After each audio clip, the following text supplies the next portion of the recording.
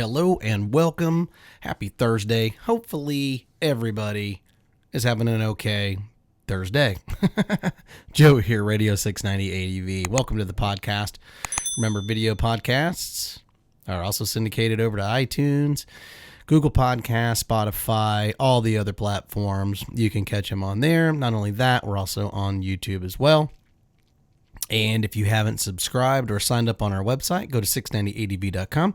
Sign up there. That way you're registered.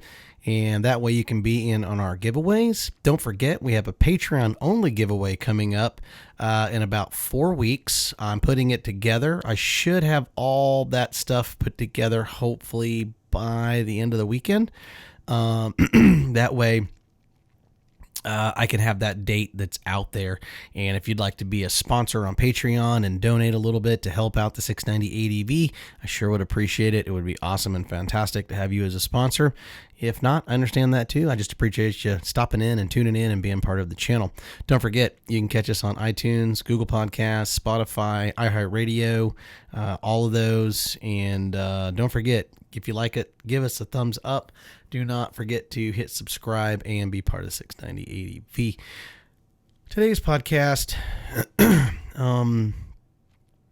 comes from a subscriber in Australia. His name is Jan, a really cool guy, and he sends me emails periodically with great information, which is really cool. Don't forget, if you have information that you want to share, and if you want me to do a podcast or a video or any of that stuff, let me know and send me an email, 690adv@gmail.com, and I'd be more than happy to try to put something together and create a podcast or a video podcast on that. What Jan basically sent to me was he had a deal that he wanted to talk about larger cylinder or multi-cylinder bikes like your twins and your triples, and what's the best bike for extensive multi-day trips, really kind of, more about it and what makes them appealing and why do people want them and why would you want one? And what that boils down to is when we're talking about the big, larger multi-cylinder bikes, we're talking about, there's really only one triple that I know of, and that's the Triumph. They are the triple, the Tigers. And then you move over into Yamaha, like their Super Tenere, the Africa Twins, BMWs, the GS series, from 800 all the way up to the 1200s, and then KTMs, which will run you between now the 790, which is really cool. And then you got the 10, the 11, which is 1190 is it's been discontinued. And then you have the 1290s. And what makes those motorcycles appealing, and why would you want one, and what's the benefit to having one? I mean, there's quite a few things that go along with those larger in the bigger bikes. First thing, he put it in there. He talked about comfort and stuff like that. That's really kind of one of the big things. Now, these bikes are heavy. Even the lightest of them are still going to be about 450 pounds, 460 pounds. And the weight is kind of a big deal. The reason that they have the weight is because you have to have weight to have comfort on the street. All right. Anything under 400 pounds, the bike, it's susceptible to all sorts of things, especially if you're a new rider or if you're coming over from street to the dual sport world or the adventure riding world. The weight is kind of a big deal if you're doing an adventure traveling on these adventure bikes. That's the reason they're all between about 450 and then they get up darn near close around 600 pounds. Most of them are comfortable. For the most part.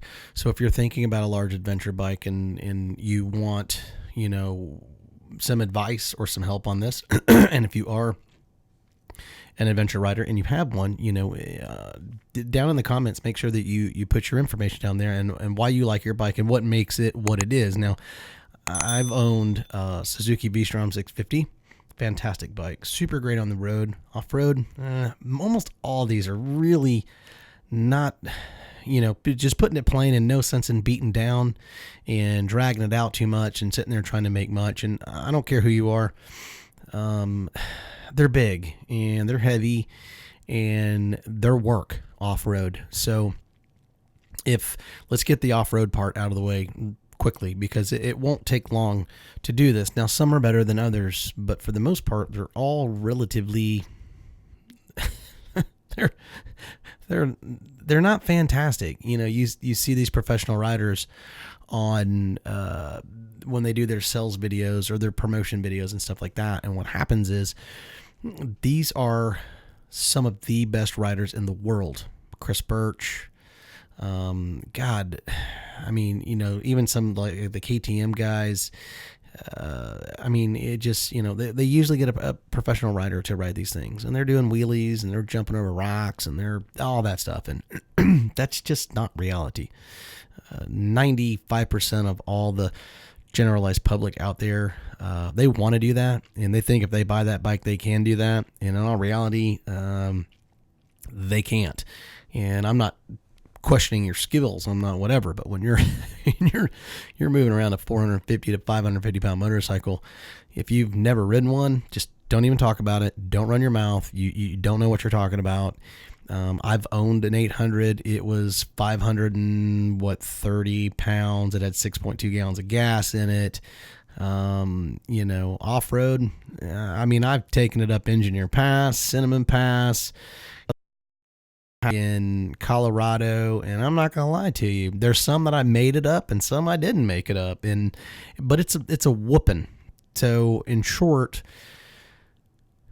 they're not really built for the technical or heavy technical stuff.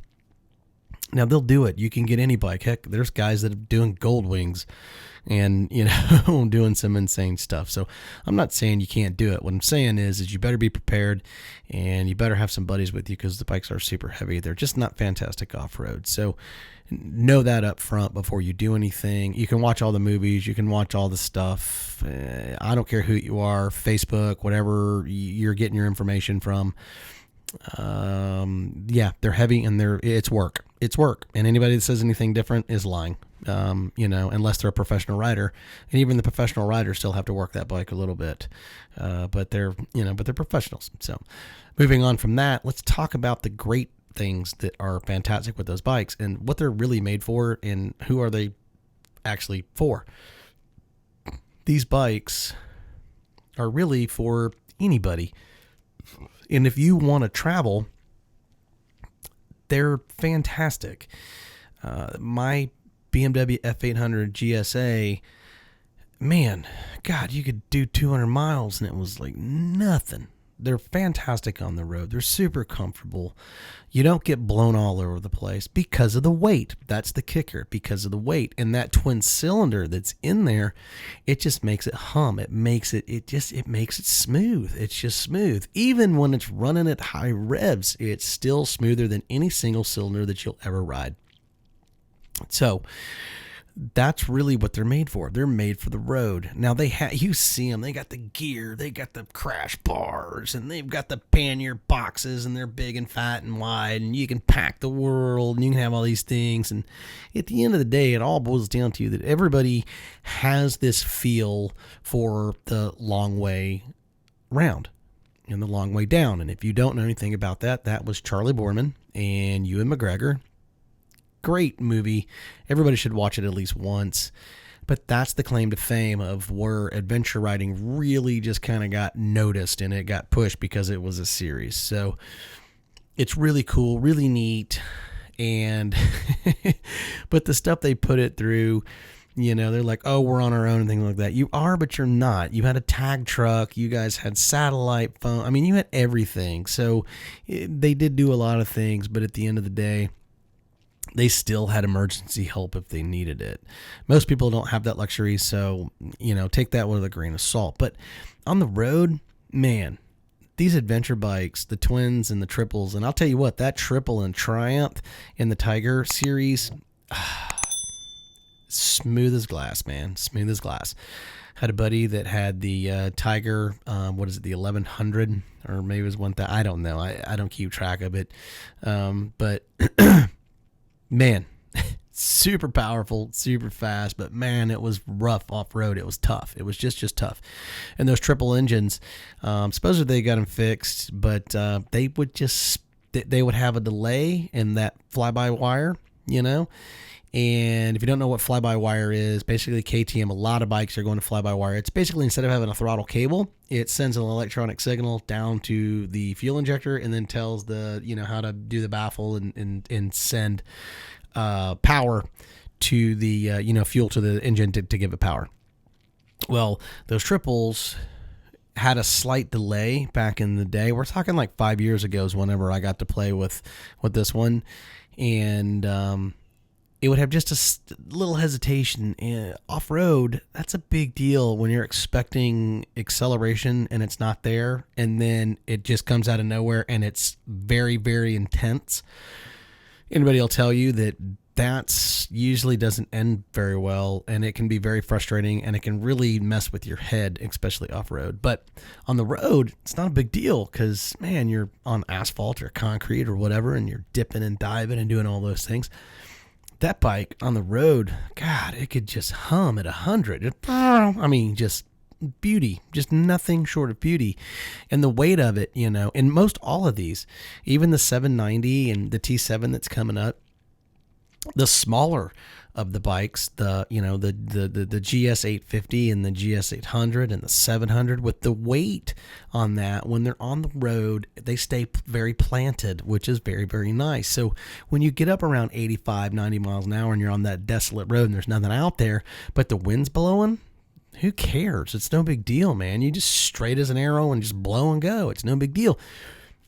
KTM 690, 500, any of these enduro bikes that are single cylinders, KLR 650, DR 650, I don't care what bike you're talking about, and it makes no difference. I don't care who you are. I've ridden all of them, and they all basically have wind problems. Trying to pass semis, all that stuff. You get wind shear and you get movement from the, from the crosswinds, all that stuff. And it happens, and it really can get in your head a little bit. Even though the 690 is great, it's a fantastic bike. It's probably, in my opinion, I think it is the best of all of the dual sport single cylinders that are out there that can go on the road and do the intense off-road. I think it's truly the best because it has great power for the highway, which means that it can pass semis in just like that. I mean, I can get around a semi like it's nothing. But some of these other bikes do a fantastic job. I'm not knocking them. What I'm saying is it just, you get a lot of wind shear and the bike dances a lot on you when you're on the highway or if you have to do highway miles. So that's the downside, but that's what makes the bigger bikes great, because the bikes are planted because of the weight, which is really, really nice. And then you're moving up into the twins and triple cylinders, which makes them super, super smooth. So they hum, and you get less fatigue when you're riding, and they come with a lot more bells and whistles like cruise control, ABS, traction control. You get all these things, which most of it is just, for me, I think it's just a waste. It's not, I don't use it. It's not a big deal to me most of the time. Now, some of the times traction control, like if you're going, you get some slippage, it will correct you a little bit, like when you're doing turning and stuff. So I think traction control is kind of cool.